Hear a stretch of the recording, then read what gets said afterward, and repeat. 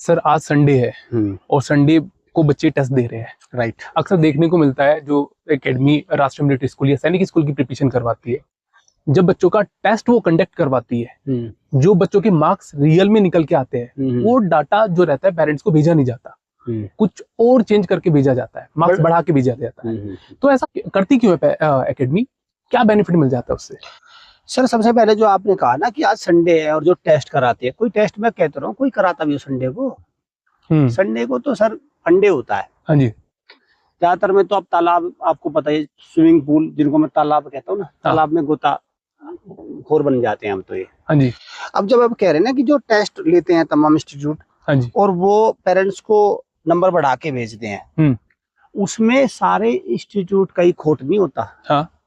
Actually वो मजबूर कर देते हैं पेरेंट्स भी, कुछ जगह ऐसा होता है। जैसे मान के चलिए अब हमारे यहाँ 0-0 नंबर भी आते हैं। बिल्कुल सर। और हम किसी बच्चे के 0 नंबर भेज दें तो पेरेंट्स एकदम से शॉक कर जाते हैं, भाई 0 तो नहीं।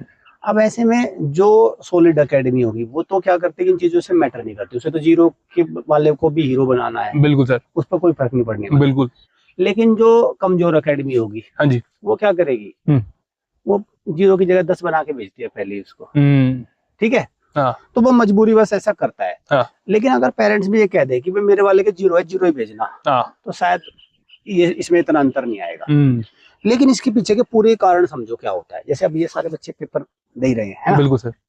अब पूरी साल ये देते हैं, या तो मैं पेरेंट्स से क्या करूँ, पूरी साल गालियां खाते रहूं और एक दिन पेरेंट्स को खुशी दे दूं जिस दिन वो एग्जाम होता है, वो अच्छा तरीका है।